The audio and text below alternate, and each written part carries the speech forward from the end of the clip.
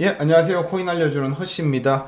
예, 오늘 제가 준비한 영상은요, 비트코인이 상승한 이유는 따로 있다. 이런 제목으로 영상을 준비했는데요. 다른 사람들은 전부 틀렸고 무조건 내 말이 맞다. 이런 건 아니에요. 그냥 저는 제가 보는 시장 흐름에 대한 자신감이 있기 때문에 이렇게 얼굴을 노출하고 관점을 공유를 하는 거고요. 누구의 말에 신뢰를 할지는 시청자분들이 그냥 알아서 판단을 하시면 된다고 생각을 합니다. 제가 제 관점에 대해서 자신감이 없어가지고 이렇게 주눅 들어가지고 방송을 하면 그럼 방송하면 안 되죠. 그죠? 네. 그럼 영상 시작하도록 하겠습니다. 자, 지금 대부분 보면 잭슨홀 미팅에서 파월이 되게 이제 좋은 이야기들을 많이 해줘서 이제 비트코인 가격이 이렇게 펌핑했다, 상승했다, 이렇게 이야기를 많이 하던데요. 이게 전혀 연관이 없는 건 아니죠. 일단 내용을 좀 살펴보면 인플레이션이 이제 조금 안정화됐다는 확신을 가졌다고 파월이 이야기를 했어요. 이전까지는 추가적인 확신이 필요하다, 추가적인 확신이 필요하다, 그래서 추가적인 데이터를 봐야 된다, 이렇게 이야기를 했는데 어제는 확신이 생겼다고 이야기를 딱 했습니다. 예. 실업률은 너무 크게 증가하고 있는 건 아니지만 일단 연준은 추가적으로 고용시장이 냉각되는 걸 원하지 않는다. 인플레이션이 상승할 위험은 이미 사라진 것 같고 그래서 지금은 금리 인하를 시작할 때가 됐다라고 이야기를 했습니다. 예, 그래서 인플레이션은 지금 잡아놨고 고용시장하고 이제 조금 균형을 맞춰야 된다. 균형을 맞춰야 되겠다는 게 무슨 말이에요? 물가는 잡았으니까 고금리 유지하면서 물가는 잡았으니까 이제 금리 인하 시행하면서 기업들 이렇게 살려주고 고용시장 살려가지고 균형을 맞추겠다 이 말인 거거든요. 그래서 금리 인하 폭 같은 경우에는 앞으로의 데이터를 좀 보고 결정하겠다. 근데 고용시장을 성장시키기 위해서 연준은 최선을 다하겠다 이렇게 이야기를 했거든요. 자, 그러면 더 많은 금리 인하를 하려면 뭐가 필요해요? 고용시장이 악화되는 게 필요한 거죠. 그래야 더 많이 인하할 수 있는 거죠. 자, 어제 나스닥은요, 장 시작하기 전에 8% 상승하고 시작했어요. 그리고 장 마감을 이제 1.18% 상승 마감했거든요. 그러니까 잭슨홀 미팅으로 인해서 상승한 거는 어떻게 보면 0.3%밖에 없다는 거예요. 근데 비트코인은요, 장중에 8% 상승했고요. 마감을 6. 몇 프로 상승 마감했어요. 업비트는 좀 달라요. 업비트는 4. 몇 프로였지만 이제 미국 시간으로 바이낸스 기준, 일본 기준으로 봤을 때는 6. 몇 프로 상승하고 마감을 딱 했습니다. 예. 나스닥은 별로 상승한 거 없잖아요. 그죠? 자, 보시면은 요때 11시에 이제 파월 연설 딱 시작했고요. 딱 상승을 했어요. 라이브 할 때 제가 딱 말씀드렸죠. 62.5K 정도까지는 갈 거다. 왜냐? 62K에 이제 물량들이 이제 저거 뭐야? 선물 청산되는 물량들이 많이 있으니까 요거는 정리할 거다라고 이야기를 했어요. 그리고 제가 여기서 요거 62K 넘어가면 나는 숏을 잡았을 거다 이렇게 이야기를 했어요. 라이브 안 했으면. 근데 요렇게 딱 돌파하고 쭉 내려갔잖아요. 그죠? 파월 연설을 한 20분 정도 했거든요. 연설 끝나고 나서 이렇게 쭉 하락을 했어요. 하락을 하고 요때 또 얘기했어요. 이렇게 연설 내용 좋다고 해서 롱 포지션 잡아버리면 이거 무조건 청산 당한다라고 이야기했는데 이렇게 쭉 빠졌잖아요. 그래서 이때 만약에 선물을 레버리지 좀 높게 해가지고 들어가셨던 분들은 대부분 청산을 당하셨을 거다. 그래서 위아래로 다 털고 조금 이제 반등을 또 해줬다. 그리고 이렇게 횡보를 했는데요. 제가 봤을 때 딱 요까지가 잭슨홀 미팅 영향이었어요. 그냥 한 0.5K 정도 상승한 거, 그 정도 보고요. 그리고 이렇게 다시 쭉 크게 반등을 했던 이유는 따로 있다라고 저는 생각을 해요. 자, 보세요. 지금까지는 이제 고용시장이 막 안 좋고 막 실업률 증가하고 막 인플레이션이 좀 둔화되는 모습 보이고 이렇게 지표가 좀 안 좋게 나와야 배드 앤 굿이라고 하면서 금리나 기대감이 높아지고 좀 주식이나 비트코인 가격이 상승했다, 그죠? 이전까지는. 근데 갑자기 이제 8월 5일 날 엄청난 하락을 하다 보니까 그때 돼서는 어떤 얘기가 나오냐면 지금까지는 배드 앤 굿이었는데 이제는 배드 앤 배드다. 금리 인하를 하는 게 경기 침체 때문에 하는 거기 때문에 이거 안 좋은 거다. 이렇게 막 이야기 나오더라고요. 그래서 그때도 저는 답답했죠. 왜냐, 7월 31일 날 이란이랑 이스라엘 전쟁 관련된 내용들이 나오면서 하락이 시작됐는데 갑자기 트럼프 지지율 하락을 이유로 들고 경기 침체를 이유로 들고 엔캐리 청산을 이유로 들고 막 이러면서 엄청난 하락을 했다라고 이야기를 해버리니까 그런 공포감에 더 많이 가격은 하락하고, 그때 그래서 제가 조금 짜증스러운 방송을 좀 많이 했잖아요. 그죠? 예. 그러면 일관성이 있어야 될 거 아니에요. 그죠? 일관성 있게 진짜 배드앤 굿이라고 금리 인하할 때까지 계속 그렇게 가든가, 뭐 주식 좀 하락하면 뭐 어떻고 상승하면 어떻고 계속 관점이 바뀌니까요. 지금은 또 배드앤 굿이라는 분위기가 또 형성되고 있잖아요. 다시. 그죠? 근데 자, 제가 딱 정리해서 이야기를 하자면 뭐냐면, 중요한 건 50bp 인하하고 25bp 인하하고 이게 중요한 게 아니에요. 그냥 고금리 시대가 끝났다. 9월 달부터 이제 연준이 금리 인하를 시행할 거다. 이게 중요한 거예요. 네, 이게 중요한 거고, 앞으로 그러면 고용지표가 나왔는데 안 좋게 나와야 되는 거예요. 고용시장이 악화되고 있는 게 좋은 거예요. 가격에. 애매하거든요. 그죠? 투자자들도 지금 그렇게 접근을 해버리면 애매하다고요. 그러니까 어떻게 생각을 해야 되냐. 우리한테 지금 호재로 작용하는 거 고금리 시대가 끝났고 이제부터는 금리 인하를 할 거다. 그럼 어떻게 해야 금리 인하를 많이 할 수 있냐. 경기 침체가 되면 주식 가격이랑 비트코인 가격이랑 뭐 이런 거 하락할 확률이 많잖아요. 그죠? 그러니까 지금은 뭐가 제일 좋냐. 물가는 올라가면 안 돼요. 금리 인하를 하고 있음에도 불구하고 물가는 계속 안정화되어 있어야 돼요. 그리고 금리 인하를 하니까 고용시장이 조금 좋아지고 있다. 이런 데이터가 나와야 앞으로 오랫동안 금리 인하를 계속 할 수가 있는 거예요. 예. 그러니까 이제부터는 물가는 잘 잡히고 고용시장도 탄탄해져야 된다. 그래야 금리 인하를 오래 하고 많이 할 수 있다. 지금 시장의 가장 관심사가 뭐냐면요. 경착륙이냐 연착륙이냐가 중요한 거예요. 경착륙이라고 하면 주가나 미국 경제가 지금 급성장을 했기 때문에 코로나 이후에 코로나 때 하락했던 게 지금 회복하면서 급상승했잖아요. 그죠? 나스닥도 그렇고 막 이렇게 급상승을 했는데 이게 거품이 빠지면서 폭락이 오냐, 그래서 경기 침체가 오냐, 아니면 천천히 이렇게 둔화되면서 조정받으면서 안정되게 가냐, 이게 지금 가장 중요한 거거든요. 아니면 그냥 뭐 착륙 안 하고 그냥 계속해서 이렇게 꾸준하게 상승해 주느냐, 이게 관건이란 말이죠. 그래서 지금부터 지켜봐야 될 건 배드앤 굿이고 배드앤 배드고 뭐 그런 게 중요한 게 아니라 그냥 금리 인하를 딱 하는데 물가가 안정되게 계속 유지되는 거, 그리고 고용시장이 좋아지는 거, 그래야 금리 인하를 계속 할 수 있다. 여기에 이제 포커스를 맞춰야 되는 겁니다. 예.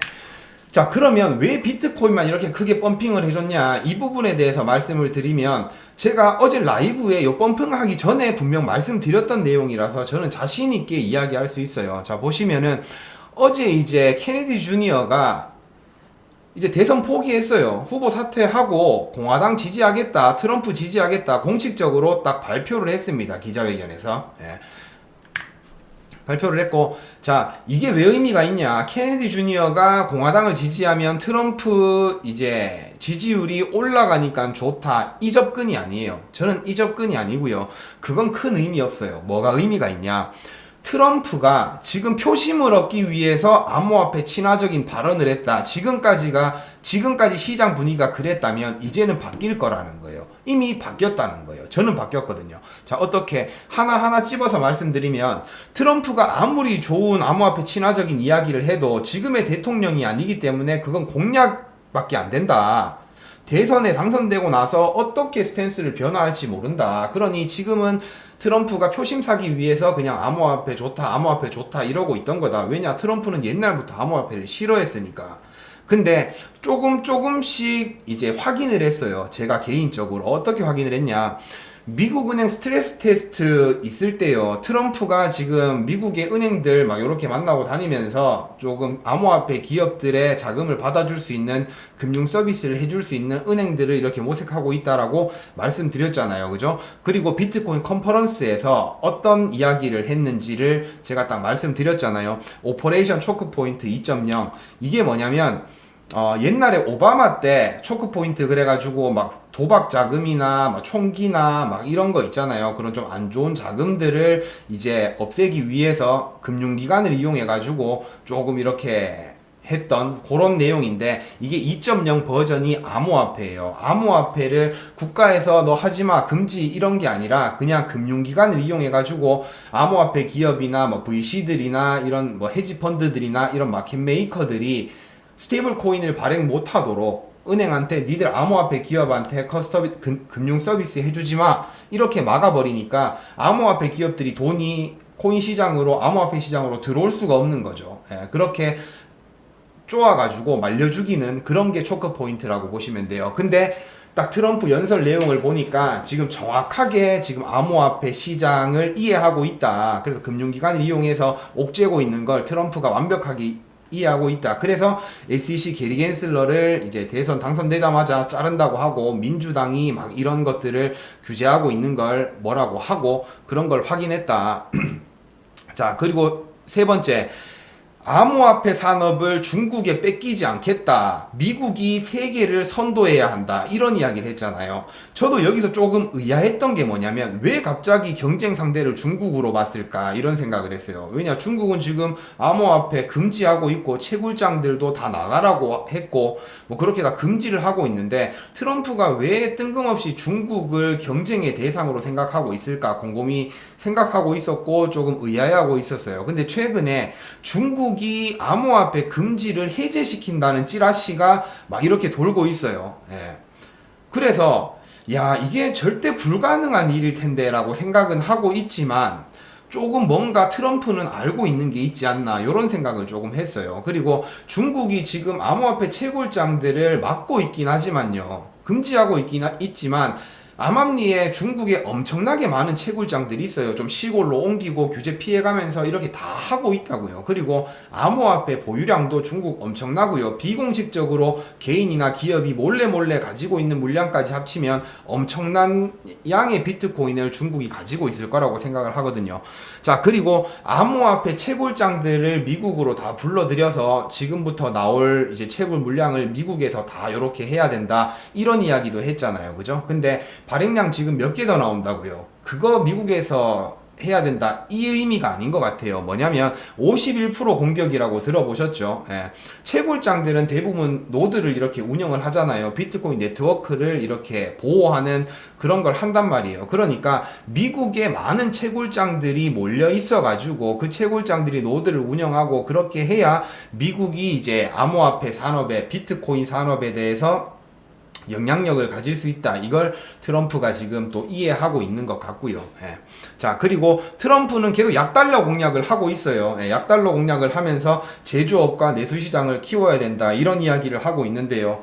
자, 약달러 공략이 뭐예요? 달러의 가치를 조금 하락시키겠다는 거예요. 예. 거기에 신시아 루미스가 이제 비트코인을 전략적 자산으로 비축하겠다는 공화당에서 이런 법안을 딱 제출을 했잖아요. 아구가 지금 딱 맞아 떨어지고 있다는 거예요. 예. 그리고 최근에 트럼프 아들이 디파이언트라고 해서 디파이언트 프로젝트를 진행을 하고 있는데, 트럼프가 일반 미국인은 대형 은행과 금융 엘리트들에 의해 압박을 받고 있다, 막 이런 트윗 내용을 딱 올리면서 이 디파이언트 프로젝트를 막 지지하고 나섰어요. 트럼프는 원래 정치인이 아니잖아요. 사업가잖아요. 그러다 보니까 이제 은행이나 뭐 이런 정부의 규제 때문에 몇 가지의 뭐 사업들이 부도도 나고 어려움도 겪고 막 그랬을 거예요. 그러다 보니까 트럼프는 이런 이제 금융기관의 횡포에 대해서, 금융 엘리트들의 횡포에 대한 걸 알고 있거든요. 그래서 그걸 이제 반대하고 이제 디파이를 지지하는 거죠. 이게 어떻게 보면 비트코인의 탈중앙화잖아요. 그죠? 자, 지금 금융화된 시스템을 잘못됐다고 나온 게 비트코인이니까 딱 트럼프가 그 내용을 완벽하게 인지하고 있다, 저는 이렇게 생각을 하고 있고요.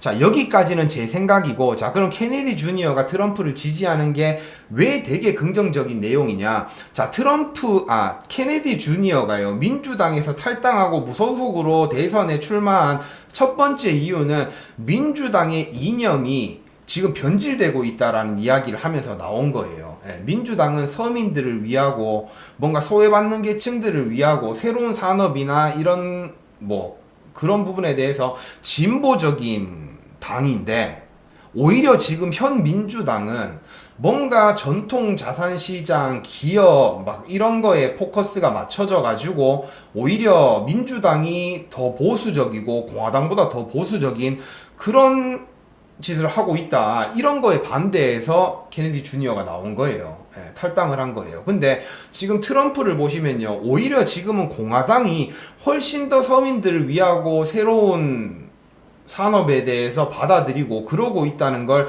케네디 주니어가 확인을 한 것 같아요. 케네디 주니어는 지금 암호화폐에 대해서 엄청 친화적인 사람이잖아요. 그죠? 예. 그러니 케네디 주니어가 딱 봤을 때, 아, 트럼프 얘가 보니까 지금 그냥 표심 얻으려고 지지를 올리려고 암호화폐를 막 이렇게 친화적으로 이야기하는 게 아니라 얘 진심이구나.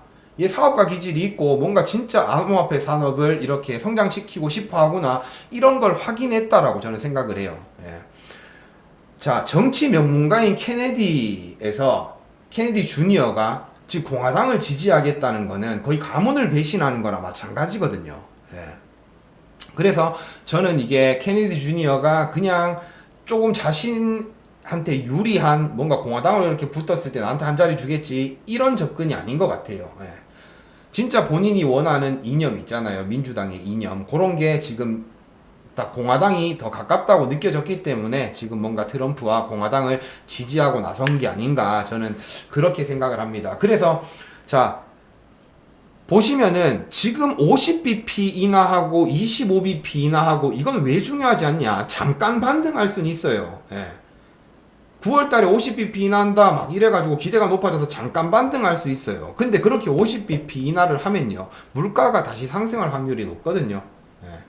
그렇게 되면 그냥 단기간 반짝하는 것 뿐이에요. 근데 지금 이게 사실이라고 하면 트럼프가 정말로 케네디 주니어랑 힘을 합쳐가지고 암호화폐 산업, 신규 산업을 발전시키려고 대선 후에도 이렇게 노력을 한다라고 치면 비트코인에는 엄청난 호재거든요. 예. 알트코인한테도 마찬가지고. 자 보시면 제가 지금까지는 200일 이평선에서 좀 조정받을 거라고 생각을 했고 이번에도 크게 잭슨홀 미팅이 있다고 해서 엄청난 폭등은 없을 거다. 그냥 62K 잠깐 뚫어주고 하락하면서 조정받으면서 조금 하락했다가 저점을 조금 더 올려주고 상승할 것 같다. 이런 관점이었잖아요. 근데 지금 관점에 조금 변화가 생겼어요. 왜 변화가 생겼냐? 요거 트럼프가 진심이구나. 그리고 케네디 주니어도 지금 트럼프를 지지하는구나.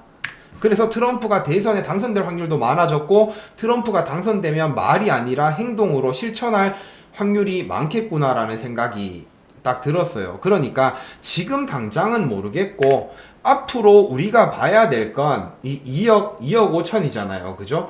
이렇게 가는 길에 트럼프든 뭐 카멜라 해리스든 누가 당선되든 지금 뭐 당선되고 나면 암호화폐 그냥 비트코인이고 뭐 알트코인이고 다 무관심할 것 같은데 이런 생각을 하고 있었어요. 근데 트럼프는 진심이구나라는 생각이 들면서 대선 이후에도 꾸준하게 상승할 수 있겠구나라는 생각이 지금 현재로선 들었고요. 지금 같은 경우에는 모르겠어요. 지금 11월 5일이면 2달 넘게 남았잖아요. 그래서 지금부터 그냥 계속 상승만 할 수는 없다고 봐요. 그래서 조금 이제 조정을 한번 줄 것 같긴 한데 조금 애매해요. 지금 자신감이 조금 없어졌습니다.